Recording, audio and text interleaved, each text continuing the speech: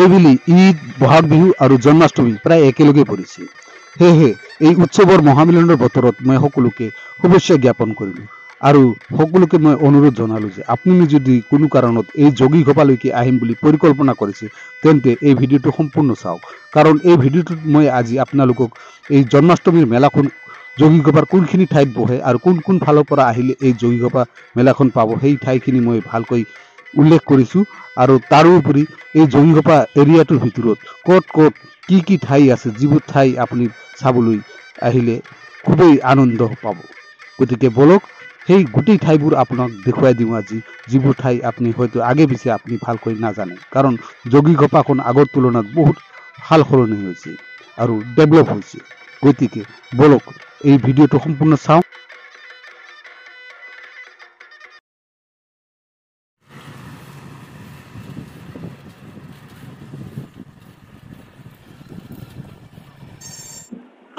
সন্মুখত দেখিছে নহয়, এইটো হ'ল ইংলেণ্ড পৰ্ট। ইংলেণ্ড পৰ্টৰ নিৰ্মাণৰ কাম চলি আছে। এইটো এটা জাহাজ ঘাট হ'ব, য'ত নেকি জাহাজেৰে মাল আমদানি হ'ব। তেন্তে আমি এইবাৰ যাম সেই জন্মাষ্টমীৰ মেলালৈকে।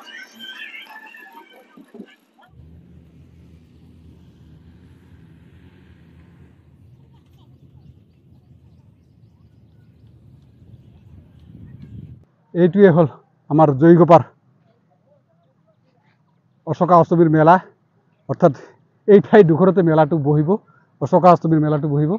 দেখিছে নহয় কি ধুনীয়া দৃশ্য।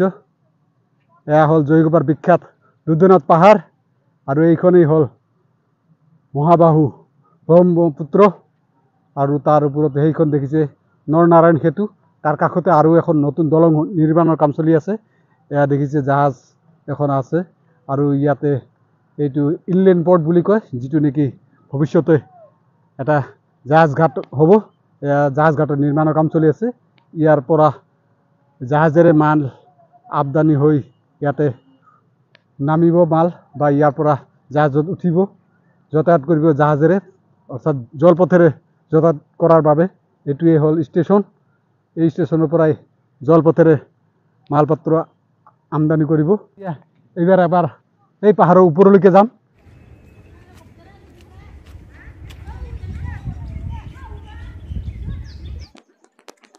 ধুনীয়াকৈ খটখটি বনাই দিছে ওপৰলৈকে যোৱাৰ বাবে। সঁচাকৈয়ে খুবেই ধুনীয়া ঠাই। চাৰিওপিনে গছে গছ, ডাঙৰ ডাঙৰ সেগুন গছ।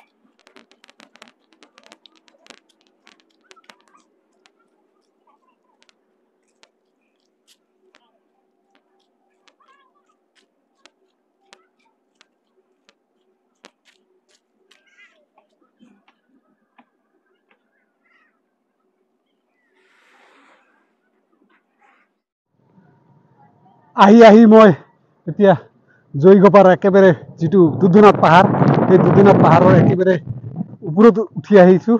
এয়া দেখিছে চাৰিওপিনৰ দৃশ্য। এইবাৰ ইয়াৰ পৰা মই আপোনালোকক গোটেই দৃশ্যখিনি এবাৰ দেখুওৱাৰ চেষ্টা কৰিছোঁ। এয়া হ'ল আমাৰ ব্ৰহ্মপুত্ৰ, অসমৰ মহাবাহু ব্ৰহ্মপুত্ৰ নদী, যিটো নেকি যোগীঘোপাত এইখিনি ঠাই। আৰু ইয়াৰ কাষতে এয়া দেখিছে নৰনাৰায়ণ সেতু, আৰু এইফালে আগবাঢ়ি গ'লে আমি দেখিবলৈ পাম মাল্টি মডেল লজিষ্টিক পাৰ্ক। তাৰ বাবে এয়া দেখিছে কি ধুনীয়া ধুনীয়া বাট পথ বনাই আছে। এইবাৰ আমি আগবাঢ়ি যাম এই পথেৰে, এই আগলৈকে যাম, মাল্টি মডেল লজিষ্টিক পাৰ্কলৈকে যাম, আৰু ইয়াৰ বাট পথখিনি চাম, আৰু পৰাপক্ষত আমি এই নৰনাৰায়ণ সেতুৰ কাষলৈকে যোৱাৰ চেষ্টা কৰিম।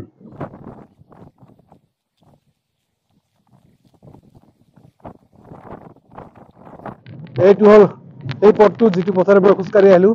এইটো পথ হৈছে নতুনকৈ পথ বনাই থকা পথটো। এই পথেৰে আপুনি আহি এই নতুন দলংখনত উঠিব পাৰিব, যিখনৰ নেকি নিৰ্মাণৰ কাম চলি আছে। ইয়াত দেখিছে খুঁটিবোৰৰ নিৰ্মাণৰ কাম চলি আছে। খুঁটিবোৰ প্ৰায় সম্পূৰ্ণ হৈ আহিছে, আৰু এইখিনি স্থান হৈছে এই পথটোৰ অন্তিম স্থান। ইয়াৰ পিছত আপুনি ডাইৰেক্ট দলংখনত উঠিবলৈ পাব। এইটো হ'ল নৰনাৰায়ণ সেতুখন, ব্ৰহ্মপুত্ৰত থকা অসমৰ বৃহত্তম দীঘলপীয়া দলং নৰনাৰায়ণ সেতু।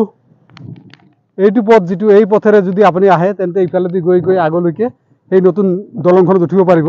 কিন্তু মই এইফালেদি নামি যাম, এইফালেদি নামি ইফালেদি ঘূৰি আমি সেই পথেৰে আগলৈ যাম।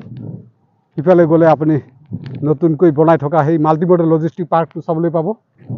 মই আহি পালোঁ এতিয়া মাল্টিমডেল লজিষ্টিক পাৰ্কৰ একেবাৰে প্ৰৱেশ দ্বাৰত। এইটো গেট দেখিলে নিশ্চয় চিনি পাইছে। এইটোৱে ইয়াতে অৰ্থাৎ জয়ীঘোপাত নিৰ্মাণ হৈ থকা মাল্টিমডেল লজিষ্টিক পাৰ্কটোৰ এইটোৱে হ'ল প্ৰৱেশ দ্বাৰ। ইয়াৰ পিছত আছে সেই গোটেই পাৰ্কখন, যিটো পাৰ্ক আজি মই চাবলৈ আহিছোঁ।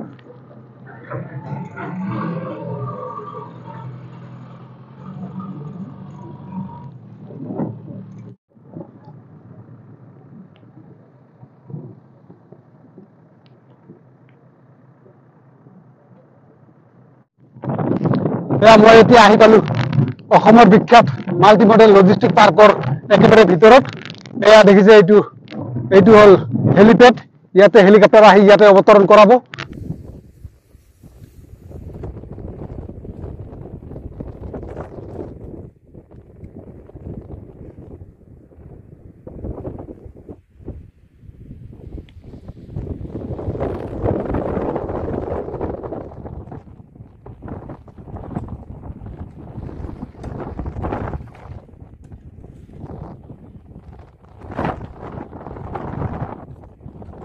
বহুত বিজ্ঞানসন্মতভাৱে, বহুত কাৰিকৰী কৰি এইবোৰ বনাইছে।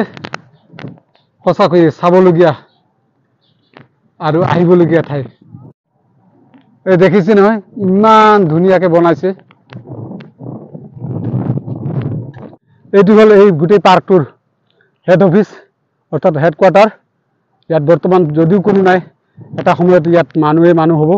আৰু তাৰ সন্মুখতে দেখিছে এয়া সৰুকে এটা পাৰ্ক, আৰু তাৰ আগত এয়া হ'ল বিদ্যুৎ বিভাগ। ইয়াৰ পৰা গোটেই পাৰ্কখনত বিজুলী চাপ্লাই দিয়া হ'ব। আৰু এইটো হ'ল গোটেই পাৰ্কখনৰ এৰিয়াটো। আজি খুবেই পচুৱা বতাহ চলাই আছে, আৰু দেখিছে নহয় কিমান ধূলি হৈ আছে। তাৰ মাজতে মই আজি এই ভিডিঅ'টো বনাব আহিছোঁ, কাৰণ সন্মুখত অষ্টমী আহি আছে, আৰু অষ্টমীত যাতে আপোনালোকে আহিলে এই পাৰ্কখনলৈকেও আহে, তাৰ কাৰণে মই এই ভিডিঅ'টো বনালোঁ। আপোনালোকে এই জয়ীঘোপাত যেতিয়াই নাহক কিয় এই পাৰ্কখনলৈকে আহিব। আজিৰ ভিডিঅ'টোত মই যিকেইটা বস্তু দেখালোঁ, এইকেইটা বস্তু যদি আপোনালোকে নাইছা, তেন্তে আপুনি জয়ীঘোপাৰ একো বস্তু দেখা নাই। গতিকে আপুনি জয়ীঘোপাত যি কাৰণতে নাহক কিয়, লাগিলে সেয়া অষ্টমীৰ উৎসৱতে আহক, বা ঈদ উপলক্ষে আহক, বা বহাগ বিহুৰ বা অন্য কিবা উৎসৱতে আহক, আপুনি যদি জয়ীঘোপালৈকে আহে, তেন্তে গোটেই বস্তুখিনি, মই যিখিনি বস্তু দেখালোঁ, এই গোটেই বস্তুখিনি এবাৰ হ'লেও চাই যাব। কাৰণ এইখিনি যদি চোৱা নাই, তেন্তে আপুনি জয়ীঘোপাৰ একোৱে চোৱা নাই। আৰু আপুনি যেতিয়াই এই জয়ীঘোপালৈকে নাহে কিয়, হাতত অলপ সময় লৈ আহিব, কাৰণ ইয়াতে চাবলগীয়া বহুত বস্তু আছে। গতিকে আজিৰ ভিডিঅ'টো আৰু বেছি দীঘলীয়া নকৰোঁ, ইমানতে সমাপ্ত কৰোঁ। ধন্যবাদ।